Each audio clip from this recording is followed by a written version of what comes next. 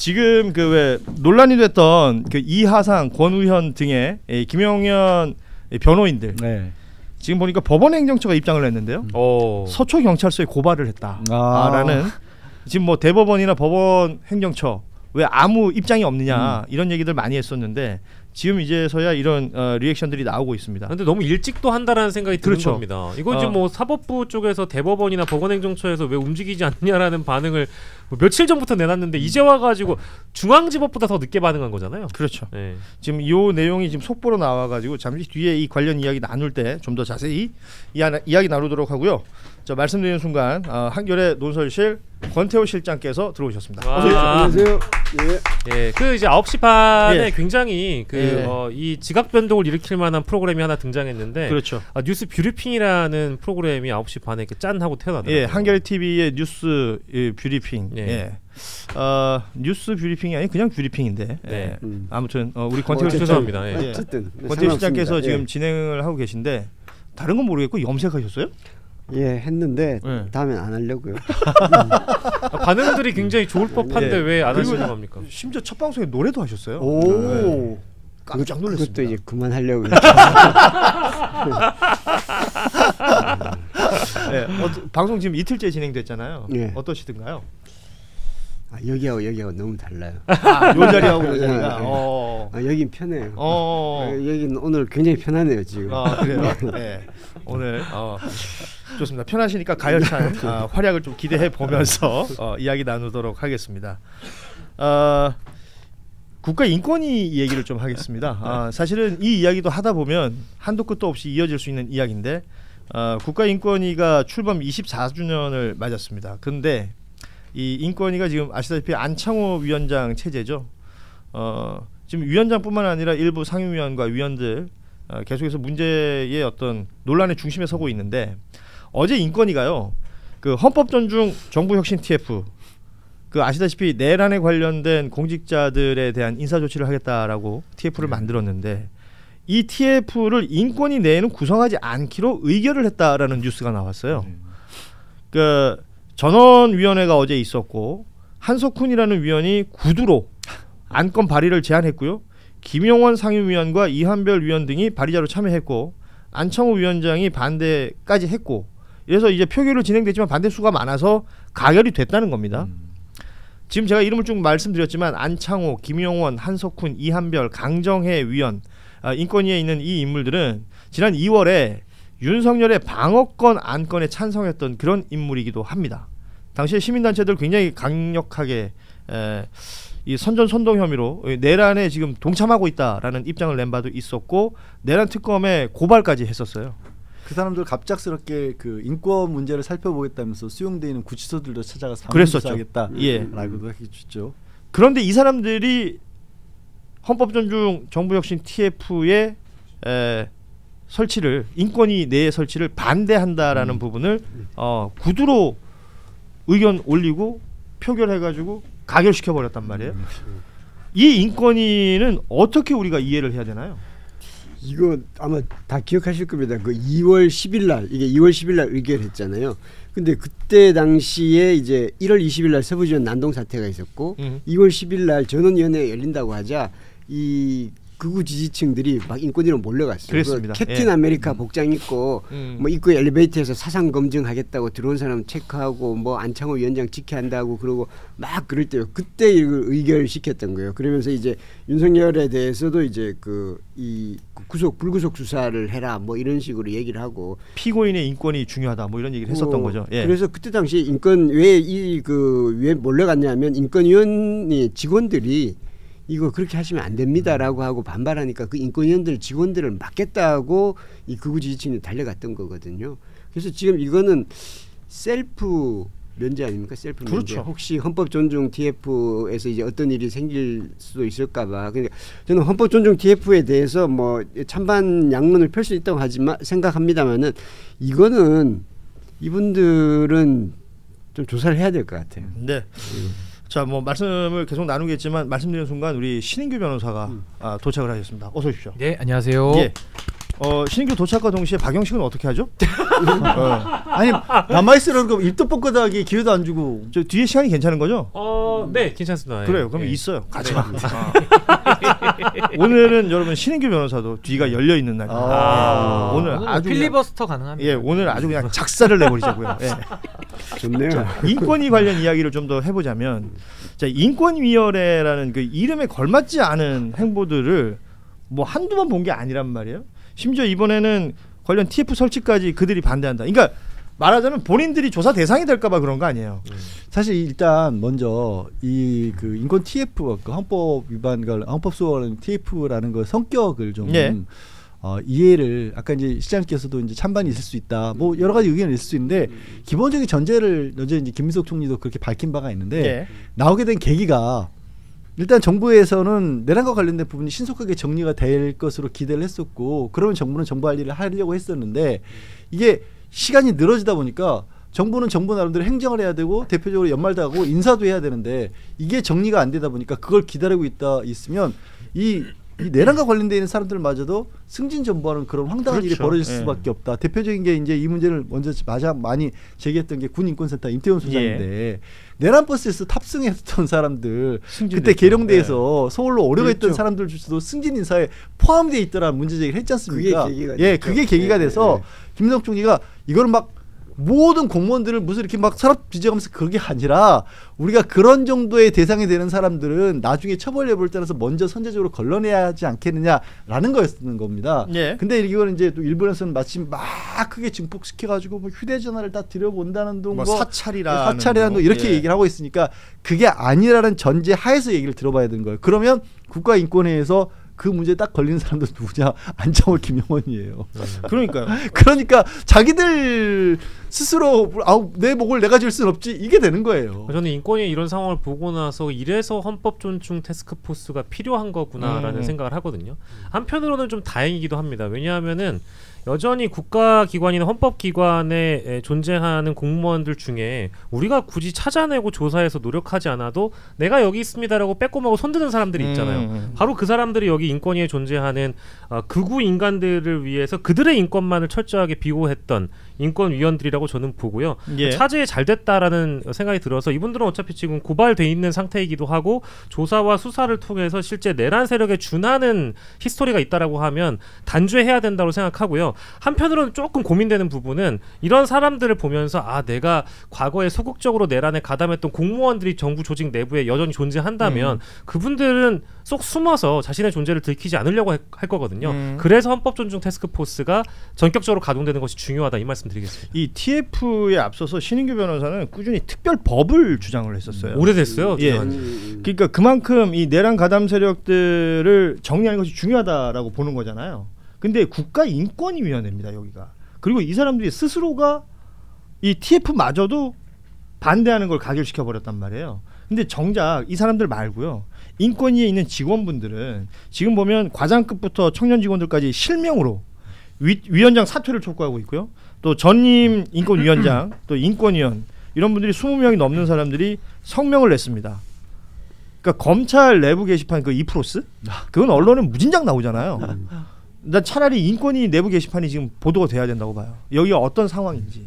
우리 신인규 변호사는 어떻게 평가합니까? 그러니까 저는 지금 헌법 존중 TF는 매우 필요한 조치긴 한데 제가 좀 아쉬운 거는 너무 범위가 협소하고요. 또 법적 근거가 좀 미약하다 보니까 여러 논란을 더 만들고 있는 그런 국면 아니냐 그런 생각이 들고, 제가 처음부터 주장했던 거는 5.18 특별법처럼 당시 5.18 특별법은 처벌에 관한 뭐 공소시효를 해결한다라든지 여러 가지 그때 당시에 특별한 조치가 필요해서 만든 것이고 그 법에 대해서 다 합헌 났습니다. 그 처벌했거든요. 그러니까 이번에도 마찬가지로 12.3 내란과 관련된 내란 특별법을 만들어야 저는 이게 정리가 된다고 봤고, 제가 그때 내란 특별법에 넣어야 될 게 첫 번째가 기록 공개하는 거. 기록을 그때 다 은폐했기 때문에 기록 공개하는 부분하고, 그다음에 알박기 인사 취소하는 거. 알박기 인사 취소하고, 그다음에 내란 재판부. 요걸 제가 그때 얘기를 했었고, 하나만 이제 제가 양념 비슷하게 친 게 그 김건희 관저, 윤석열 관저 그 박물관으로 쓰자. 이런 거 하나 한 조만 넣으면 되는. 그래서 이런 걸 제안을 했었는데, 사실은 내란 특별법을 통해서 했으면 법적 근거가 있고요. 특별법의 근거가 있고 조사가 돼서 인사 조치도 과감하게 할 수 있고, 알박기 인사, 그러니까 쉽게 말하면 내란 인사들 있지 않습니까? 내란 인사는 내란 수괴 내지는 내란으로 재판받는 사람들이 합법적인 권한을 가지고 행사한 그 인사에 대해서 다 취소를 시켜야죠. 그랬으면 이게 일거에 한 번에 해결이 될 수 있고 국회가 중심이 돼서 특별법으로 한다면은 인권위가 됐든 어디가 됐든 국가기관들은 총망라적으로 할 수 있는 이런 간편한 방법이 있는데 사실 이거를 좀 토탈 패키지로 묶어서 안 하다 보니까 지금은 알박기 인사도 어렵고 또 내란 재판부도 이게 헤매고 있고 그래서 지금 나온 게 행정부 차원에서의 헌법 존중 TF로 굉장히 지금 축소된 이런 상황이거든요. 그렇죠. 그래서 저도 참 이게 내란 특별법을 조금 더 사회적 합의를 거쳐서 빨리 좀 그 제정을 했더라면은 이 어려운 문제들을 좀 일거에 해결할 수 있어서 좀 아쉬움이 좀 남는데 그럼에도 불구하고 저는 헌법 존중 TF라도 지금 뭐 인권위가 이게 반발하면 사실 구속력 있게 할 조치는 없거든요, 사실은. 그래서 뭐 행정부라도 지금은 좀 해야 되지 않나 그런 생각이 그래서 듭니다. 지금 김민석 총리가 오늘 TF 관련해서 얘기를 한 바가 있습니다. 내란과 직접 연관된 범위에서 국한해서 정해진 기간 내에 가급적 신속하게 마무리해야 한다. 아까 우리 양절 변호사가 얘기해줬던 그 취지와 연결이 되는 것이고요. 그 TF의 조사 활동에는 절제가 필요하다. TF의 활동의 유일한 목표는 인사에 합리적으로 반영하는 것이다. 그러니까 아주 큰 범위 내에서의 제한을 지금 얘기하고 있는 것입니다. 그리고 앞서 인권위 관련해서는 이게 지금 TF 구성 여부는 다음 전원위에서 다시 논의하기로 했습니다. 왜냐하면 앞서 그 구두로 발의해가지고 이걸 표결해가지고 가결시켜버리는 내용에 대한 절차상의 문제를 문윤현 운영지원과장이 제기하면서 다음 전원위원회에서 다시 논의한다라는 얘기가 나왔는데 중요한 것은요. 지금 가장 이름이 많이 거론되는 게 이제 안창호 위원장하고 김용원 이 상임위원인데 이 두 사람들의 임기가 법으로 정해져 있다는 거예요. 김용현 위원은 임기가 내년 2월까지고 안창호 위원장은 27년 9월까지입니다. 근데 이 두 사람은 전혀 물러날 기미가 없어요. 뭐 김용원 이 상임위원 같은 경우는 최혜병 특검 검사팀, 그러니까 본인이 거기 이제 수사를 받아야 되잖아요. 바퀴벌레에 물린 것처럼 귀찮다. 뭐 이런 막말을 하고 있단 말이에요. 그러니까 이런 사람들이 법으로 임기를 보장받는다. 이게 뭔가 방법을 찾아야 되지 않느냐라는 생각이 들어요. 굉장히 답답한 상황인 거죠. 말씀드린 것처럼 이제 정부에서는 이거를 어떻게든지 최소화 시켜내고 뭐 나라 사실 살림살이부터 신경 써야 될 게 한두 가지가 아니니까 그쪽으로 가려고 했었는데 그러다 보니까 뜻밖의 부작용이 생겨버린 겁니다. 이것들을 정리해내지 못하는 그런 상황도 만들어지고 있고 그래서 이제 지금 말씀하신 것처럼 이런 어떤 상황들이 이어지게 되면 뭐가 문제냐, 이 마치 계엄이라고 하는 것들이 이 관련된 얘기들을 놓고 논쟁할 수 있는, 그러니까 뭔가 공론의 장에서 이게 옳은 일인지 그른지 다툴 수 있는 대상인 것처럼, 소재인 것처럼 그런 효과가 생겨버리고 그렇죠. 있어요. 예. 그게 저는 가장 경계해야 될 부분이라고 보고 있거든요. 내란에 대해서 이거에 대해서 무슨 찬반을 묻고 이게 얼마나 코미디인 거예요. 근데 그런 분위기를 이런 사람들이 이끌어내고 있는 거고 참 답답한 게 이런 거예요. 저도 참 변호사니까 어쩔 수 없이 이런 부분을 얘기를 할 때도 많이 있긴 하지만 지금 일맥상통한 부분 있죠. 윤석열이 개엄하면서 국무회의 그 사람 정적수만 갖췄지 국무회의조차 아닌 걸 국무회의라고 만들어냈잖아요. 그걸 국무회의라고 하고 그냥 계엄령 선포에 나섰잖아요. 이런 것처럼 이들도 우리가 거쳐야 될 절차라고 하는 게 그냥 그 시간만 가지고 정수수만 갖추라는 의미가 아니라 진짜 그 안에서 제대로 된 토론을 하고 다수건 소수건 간에 의견들이 제대로 알려지고 그에 관해서 살아는 사람들도 여론도 가져갈 수 있도록 그런 기회를 준다는 게 절차적인 보장인데 네. 그냥 우리 손들어서 합시다. 이렇게 해서 이들은 이런 식으로 끌고 나가요. 그런데 그거를 제재해야 될 쪽에서는 아니 그래도 우리도 이렇게 지킬 건 다 지켜가면서 하다 보니까 이런 힘든 상황이 벌어지고 있는 거죠, 사실. 그래서 저는 그 인권위에 계신 그 직원분들의 목소리를 더 많이 좀 전할 필요가 있고 이분들을 저는 지금은 응원해야 될 타이밍이다라는 생각을 합니다. 오늘 아침에 그 한겨레 왜냐면이라는 것에 이제 육성철 광주인권소장이 기고를 한 게 있어요. 네. 기고를 한 게 있는데 이분이 이제 그때 당시에 인권위에 있었던 거예요. 인권위에 있었던 거고 오늘이 인권위 설립 24돌이래요. 그렇죠. 오늘이 24주년이 되는 24주년. 날입니다. 그런데 예. 이제 그 처음에는 이제 안창호 위원장 왔을 때는 뭐 보수적인 분이라고는 하지만 이제 그래도 조금 기대를 했는데 점점 갈수록 이상해지고 그리고 김용원 이충상 막 막말하고 그러니까 인권위 직원들이 힘드니까 이 두 분들 내상이 깊으니까 언행을 좀 상가하게 해달라라고 해놨더니 그분들도 상처가 깊습니다. 이렇게 얘기를 하고 그리고 이제 계엄이 되고 일주일 지난 뒤에요. 일주일 지난 뒤에 이제 세계 인권선언 76주년 기념식이 있어서 이분이 이제 위원장이 쓸 그 기념사 초안을 쭉 마련해서 쭉 보여드린 거죠. 줬더니 헌법에 부합하지 않는 중대한 사안, 계엄이라는 해서 시민들이 광장에서 보여준 성숙한 자세, 군인들의 절제된 움직임, 그리고 이런 것들을 다 빼버렸어요. 다 빼버리고 이제 국회가 신속하게 움직인 거 이런 다 빼버리고, 그리고 위헌이 아니란 얘기를 점잖은 분들이 많이 합니다. 그렇지. 인권 침해란 말을 함부로 쓰지 마세요. 이렇게 하는 그 점잖은 분들이 도대체 누군지. 그래서 이제 이분이 기고의 끝은 그거예요. 인권위 정상화의 시작은 안창호 사태다. 이분은 인권위에서 그걸 온몸으로 겪고 고통을 겪으신 분이에요. 인권위에서 또 잔뼈가 굵으신 분이에요. 그래서 사실 우리가 인권위 직원들은 우리 누군지 잘 모르잖아요. 별로 크게 관심도 없고 지금까지. 지금 말씀하신 거는 다 위헌적인 그런 얘기인 거고 그런 행동이 넓게 본다라면 내란에 대한 사후 방조라고도 볼 수 있는 그 부분을 돕고 있는 그런 얘기라도 할 수 그러니까 있거든요. 분명히 말씀드릴 수 있는 범죄라는 성립하는 게 아니고 분명히 말씀드릴 수 있는 것은 국민들이 겪고 있는 그 감정과, 그러니까 인권위원회, 국가인권위가 어떤 곳입니까? 국가인권위원장이라는 사람이 내란이 위헌이 아니다라는 내 주변에 점잖은 사람들이 있다는 거 아니에요. 그 이야기가 본인이 있는 자리의 어떤 무게와 같으냐, 맞느냐, 이런 부분들이 지금 너무 사실은 덜 알려졌어요. 지금 훨씬 더 심각한 상태로 진행되고 있는 부분들이 많습니다. 말씀하신 것처럼 12월 3일 내란이 있었던 일주일 후 12월 10일이 세계인권의 날이에요. 그러니까 또 돌아오지 않습니까? 인권위 직원분들이 그날도 뭔가를 준비하는 걸로 저는 알고 있거든요.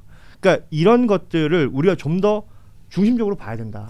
그리고 저희 뉴스다이브가 계속 전할 생각입니다. 예. 점잖은 그분 주위에 점잖은 분들, 이게 이제 그분의 중거 집단인 거죠. 그러니까 적어도 여기 있는 사람들은 아닌 거 아니야? 아닌 거예요. 여기는 하나도 안 점잖잖아. 그분 안전장긴 해요. 그건 인정합시다. 인정할 거는. 진행자가 이 꼴을 하고 있는데 뭐 어떻게 지금 점잖을 진행자한테 이 꼴이 뭡니까? 먼저 그렇게 얘기를 했잖아요. 본인이. 내부쇼 이런 데서는 인정합시다. 이런 데서 되게 점잖게 하더만 여기만 오면 왜 이래요? 사람이 바뀌니까 그렇지. 진행자가 바뀌니까 그렇지. 참. 양지열 짤까? 이게 중요합니다. 중거 집단이 굉장히 대한민국에 아직도 주축 세력일 수밖에 없다라는 거예요. 이 안창호 인권위원장 아시겠지만 헌법재판관 출신이에요. 그럼 이분의 중거 집단은 여기 검찰 출신이고 법조인들을 중심으로 있는 겁니다. 그러니까 놀랍게도 대한민국 법조인의 이분의 표현에 따르면 점잖다라는 얘기는 아마 고위직까지 지내시는 고위직 기내 쪽 리타이어하신 조금 나이 드신 분들. 그분들이 다 계엄에 대해서 그렇게 생각하고 있다는 무서운 얘기를 한 거예요. 근데 세상이 그런 중거 집단을 중심으로 돌아가진 않잖아요. 근데 그 사람들이 제가 하고 싶은 거 뭐냐면 아직도 영향력을 발휘하고 있다는 게 문제라는 그렇죠. 그래서 그걸 극복해내는 방법을 어떻게 찾아야 된다는 거예요. 그러니까 이제 사회 기득권을 우리가 알고 있는 그 주류 기득권을 중심으로 이 사회가 돌아가지 않게 하기 위해서 결국 민주적인 통제를 하는 것이고, 우리 국민들이 국민주권 정부를 세우고 내란을 극복하는 과정에서 이분들은 지금 쉽게 얘기하면 공사구분을 여전히 못하고 있는 거잖아요. 그러니까 윤석열이 임명한 사람들 대다수의 고위공무원들은 그 직에 맞지 않는 사람들이 많은 거예요. 인권위에는 국민 인권을 고려하지 않고 대부분 이제 내란범의 인권을 고려하는 지금 반대 방향으로 가고 있는 거 아니겠습니까? 그게 이제 공과 사를 구분하지 못하고 자신들의 중거 집단을 벗어나지 못하는 사고를 하고 있는 공직자들이 어떻게 공직자이겠습니까? 근데 이 사람만 있는 게 아니고요. 그러니까요. 예. 감사위원이라고 알려져 있는 유병호 감사위원은 도대체 감사위원 자격이 있는 것인지, 그런 사람들이 여전히 너무 많이 있고 드러나지 않고 알박기 되어 있는 공직자들이 여전히 많기 때문에 헌법 존중 TF가 중요하다 얘기를 하는 겁니다. 그러니까 저는 이게 우리가 내란에는 중립이 없잖아요. 그러니까 정의에도 중립이 없듯이 내란도 OX로 얘기할 수 있는 거지, 헌법을 부정하는 거에 대해서 한 중간지대가 있어, 이거는 말이 안 되는 겁니다. 네. 그러니까 OX로 답할 수밖에 없는 그런 상황인데, 지금 이 우리가 정의를 실현하고 내란을 종식시키는 이 정의의 문제를 자꾸 이렇게 정무적인 판단으로 바라보는 시각도 전 이건 별로 바람직하지 않다고 봅니다. 물론 우리가 정무를 다뤄야 될 영역이 많죠. 뭐 정치라는 건 다 정무의 영역이긴 합니다만은 내란 종식을 함에 있어서는 단호해야 되고, 아닌 건 아닌 걸로 우리 사회가 잘라낼 건 잘라내야지 우리 사회가 다시 제자리를 찾고 살아나는 것인데, 이게 뭔가 지금 좀 이렇게 그 정리하는 그 범위에 있어서도 좀 미적거리는 부분, 내지는 칼을 뺐으면 정리를 해야 되는데 휘두를 때 또 머뭇거리는 부분, 그러니까 이런 것들이 전 정무 판단이 너무 지금 앞서고 있는 부분들은 좀 돌아볼 부분이 있다. 그러니까 지금 뭐 인권이고 뭐고 간에 전 내란특별법 지금이라도 저는 사회적 공론화를 거쳤으면 좋겠어요. 해서 이게 정상적이냐고요. 윤석열이가 내란 수괴인데 내란 수괴가 내란을 일으키기 전과 후, 그러니까 뭐 후는 이제 그 대행들이 임명한 거니까 전후를 거쳐서 인사를 박아놨단 말이에요. 근데 그걸 뽑아내지 않고 그러면 조이대 같은 경우도 2027년 6월까지고 아까 말씀하신 안창호 위원장도 2027년 9월까지고 대한민국은 2027년까지는 거의 다 스톱이에요. 국가기관장들 다 임기가 4년에서 다 3, 4년인데 그러니까 이걸 좀 어떻게 우리가 처리할 것이냐를 전 정말 좀 사회적 합의를 좀 만들어낼 필요는 있다 예. 생각이 듭니다.